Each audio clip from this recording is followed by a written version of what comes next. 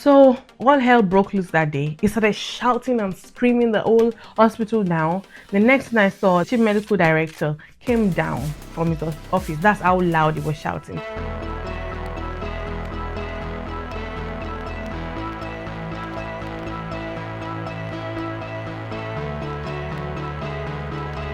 Hi guys, welcome back to my channel. It's Ifeoluwa Akitunde here. Hi, if you're new here, welcome. I'm so excited to have you here on the channel today. Just sit back, relax. I've got amazing content for you and that you would enjoy. So just grab something to eat, as usual, grab something to drink, and I've got a beautiful topic for you today. So, sometime during the week, I was scrolling down Instagram and I came across this, podcast where some men were talking about how they were saying something in the lines of how just being old doesn't automatically guarantee that you're wise, and that society has made it such that especially people that are from African backgrounds have our society in Africa, or I'll just speak for myself, Nigeria, has made it such that you're automatically regarded and accorded some kind of respect and sacrament just because you are old or just because you are of age.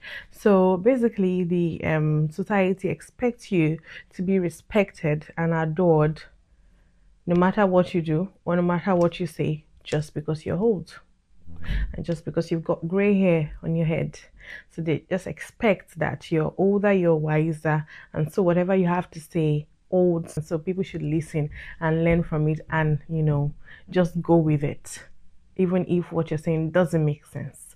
Now, immediately I heard about it, I'm like, this resonates so much with me because it just took me back down memory lane. And I remembered there was actually a time when this happened.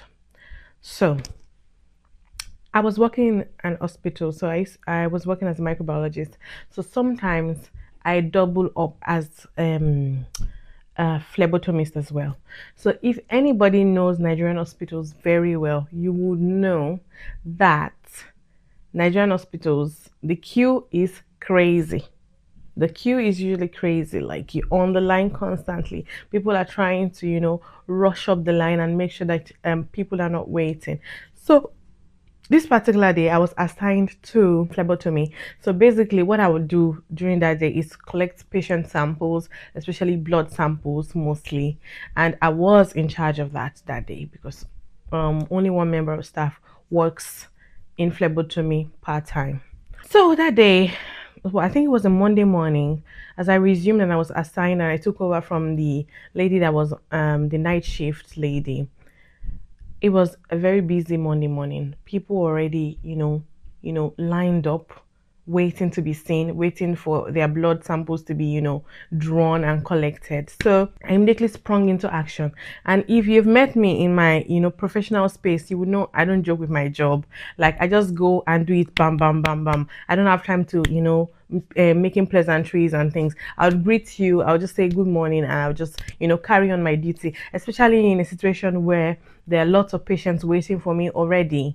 I immediately sprang into action, start calling up patients. Obviously, we go through the normal routine to check that they are the right patients and we're not just, taking samples from just anybody. So usually when they come in for their test, I would tell them to tell me their full name. So they'll tell me their full name and they'll tell me their date of birth. And I'll just confirm that with the form that I have with me, just to make sure that I've got the right patient. And then I would proceed to take the samples, as many bottles as are required. Then this happened. One of the patients walked in and just sat there, and I was like, "Can you confirm your full name?" I could see, once I said that, I could see the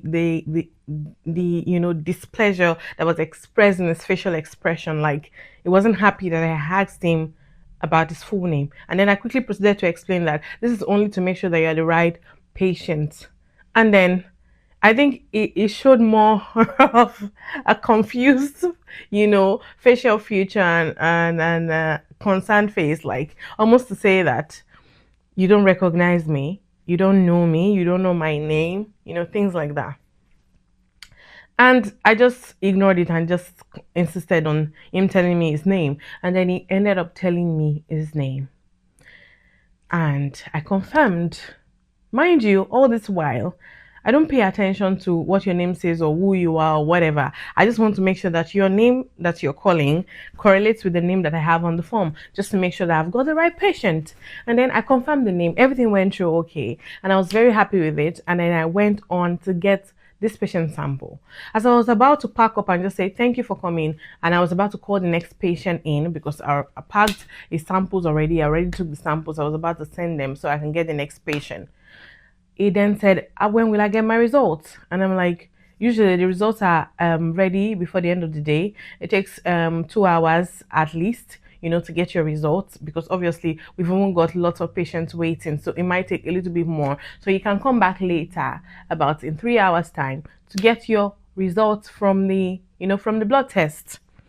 And then it was like, no, that's not how it's done. I would call up and somebody would give me my results over the phone. I'm like, oh, due to patient confidentiality, that cannot work. We cannot give you your results over the phone, because how then do we ascertain that you're the one at the other end of the line of the phone? And it was like, I've always done it that way. Everybody knows me. Everybody, gives me my results over the phone. And I proceeded to say, well, they've been doing it wrong then, but I can't promise you that we give the results over the phone. And it was like, well, I need a number to call for my results. And because I saw that this back and forth wasn't getting me anywhere, plus I had a lot of patients waiting, I just proceeded to tell him, you know what, go to the reception. My job here is just to get the bloods. I don't know about you getting your results via the phone, but if you say you've been doing it before then, because I was fairly new, but little backstory, I was fairly new to that hospital. So I was barely, I think, 3 to 4 months in that hospital working. So I was thinking to myself, probably they used to do it that way. Probably I don't really know the process here. So I just told him to say, just go to the front desk then, and just go to the front desk and ask the ladies there. They might be able to help you with a phone number. I just said that, and he was already walking out of the blood room, and I was about to call the next patient when he just turned to me and said, "Who do you think you are?" And then that took me aback, and I'm like, "Who do I think I am? I don't understand. Like, where is this coming from?" I'm like, "Sir, is there anything?" And it was like, "Do you know me? Do you know who I am?" And I'm like, "Who cares? I don't care who you are." And what is who you are? What has it got to do with anything? I mean, I was just ready to get my next patient so I can get the ball rolling, and then I stop, wasting people's time. It was Monday morning, for crying out loud. And he went like, "Do you know who I am? You have no respect. I've noticed your body demeanor, your demeanor since I came in here. You've not, you didn't greet me properly. You were asking me unnecessary questions, took my blood samples, and now I'm asking for a phone number, and you're telling me to go to the front desk. How about you go get the phone number for me?" I'm like, "That's not going to happen, sir, because I'm here in my workstation. I'm not going to drop what I'm doing and then go around, get you a number that I know I shouldn't be giving you in the first instance, because you shouldn't be getting your results via the phone anyway. Leave my other patients waiting just because you think you're very important."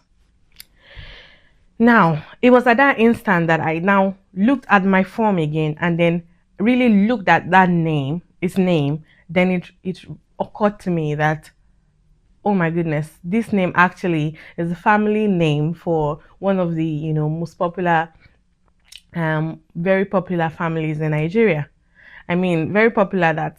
I think his grandfather was one of the people that fought for Nigerian independence. So to give you a backstory, like, this hospital was in Abuja, the capital of Nigeria. So I was dealing with high profile patients, because it was a big hospital that catered to lots of rich families, people from Abuja, the the capital of the country, where the most politicians resided. So when took a look at the name again, that's when it occurred to me that, oh my goodness, this is actually a very important person. No wonder I was acting up, because he probably was expecting, some form of special, respect and special cuddly type of arrangement from me, or type of behavior from me. I don't know what he was expecting. I don't know what the other staff members have been, how they've been treating him and how they've been respecting him unduly, because I gave him respect. I greeted him when he came in and I said hello. I asked for his name. I followed the due process as I would to any of my other patients. No special treatment whatsoever. And so he felt disrespected by that, especially the fact that he expected that I should know him, and because of that, I should give him, a special kind of treatment. But that doesn't work with me, because I feel everyone should be treated the same way. So all hell broke loose that day. He started shouting and screaming the whole hospital down. The next thing I saw, chief medical director came down from his office. That's how loud he was shouting. So he had to come all the way from upstairs downstairs. And immediately the CMD saw this man. He went flat on his face and was like, "Hello, sir." He greeted him with so much respect. "How are you? How you are in the hospital today? You should have told me. I would have arranged, a private person, or I would have arranged some private meetings with you, and I would have taken your blood sample myself." And in my mind, I'm like, that's not even necessary, but whatever. So he started, speaking to the CMD and was reporting me to CMD, telling the CMD how I've disrespected him all morning, how I didn't want to give him a phone number. The next thing, the CMD, I was, in my mind, I was standing here thinking that, oh, we literally just had the meeting 2 days ago. That was the Friday before that Monday, where the CMD was telling us about patient confidentiality. He was speaking to a member of staff from the laboratory and telling us that we shouldn't really be given results over the phone. So henceforth, it doesn't work that way. But I already knew that from way back in the day. Like, it only made sense that you don't give results over the phone. So when he was saying that in the meeting, it felt a bit, like everyone should know this. It felt like common knowledge, like it should be common knowledge that you shouldn't be giving results over the phone. But apparently it wasn't. So he already emphasized that at the meeting. So yeah, I was thinking that he would then recollect from the meeting how he mentioned it specifically that we shouldn't actually be giving results over the phone, and then defend me and explain to the patient, in a more calm manner, to say it's actually not right and that I have done the right thing. To my greatest surprise and my dismay, guess what happened? My guys, the CMD turned to me in a flash and was like, "What are you doing? This is one of our most respected clients. Why the hell haven't you given him a number? You should actually be taking his form and running around, run straight to the front desk and get a number for him. That's what you should have been doing. Why are you just standing there? Why are you being so disrespectful?" And I didn't even know what to do. I was just stunned, because I was like, are you joking?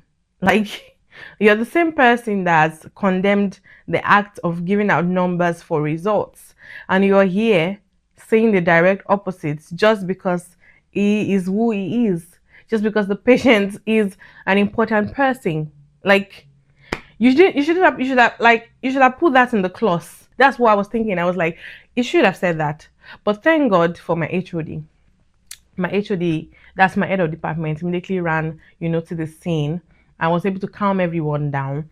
They took the man up to the CMD's office. As it was going to the CMD's office, he was shouting, "She needs to be sacked. You need to remove her. I don't want to see her next time I come to this hospital. She has to be sacked." And in my mind, I'm like, who the hell are you to request for my sack? Especially because I was doing the right thing. I was going to get sacked because I was doing the right thing. But because you are elderly, you are respected in the society, your word is A and amen. No, that doesn't work that way. But he became a whole big saga. The CMD called me to his office. He was shouting, ranting, screaming. And then after I let him do all his talking and shouting and everything. And then at the end of it all, I was like, why exactly is it an exception for him? Because if I remember clearly, Mr. CMD, sir, you said not to give results over the phone, even though I already knew this because it only makes sense for you not to breach confidentiality by giving the results over the phone.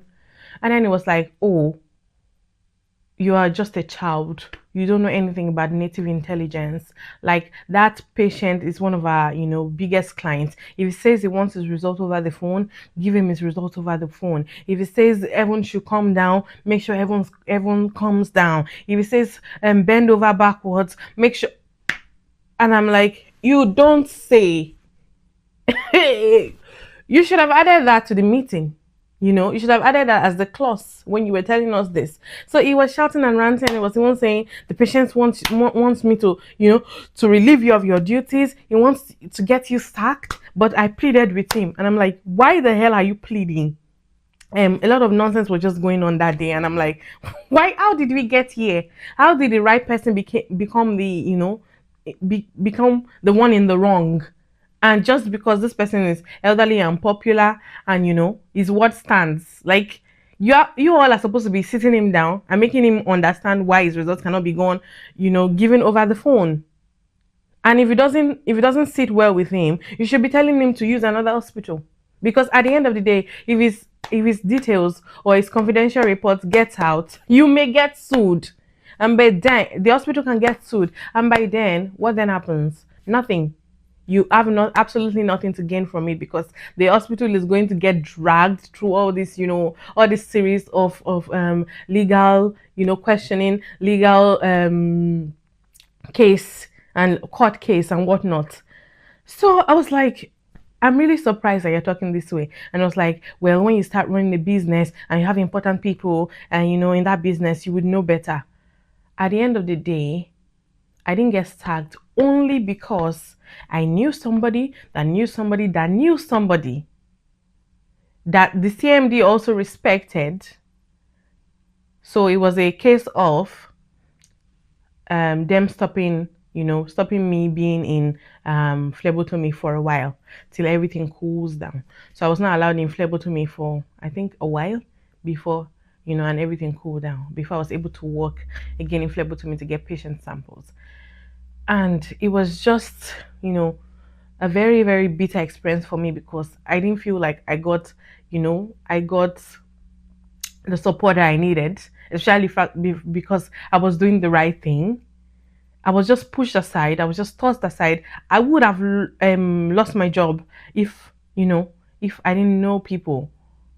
I would have lost my job plainly, just because of what? Just because I was doing the right thing, and just because you were trying to, I don't want to say that word. It's just because you were trying to,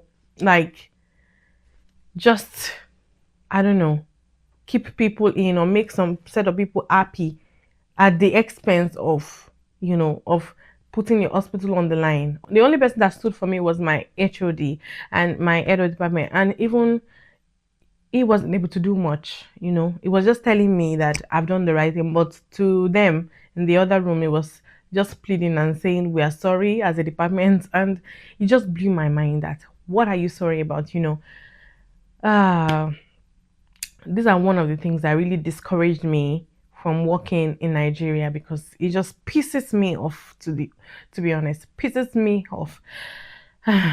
Anyway, coming in because I was already getting angry again, reliving this story. So in the comment section, I just want you to tell me, has there been any time where you feel like you've been cheated out of something really important, or you've been cheated just because the other person, the opposing party, was more elderly, or was more well-to-do, or was more financially stable than you, or just was more respected in the society than you?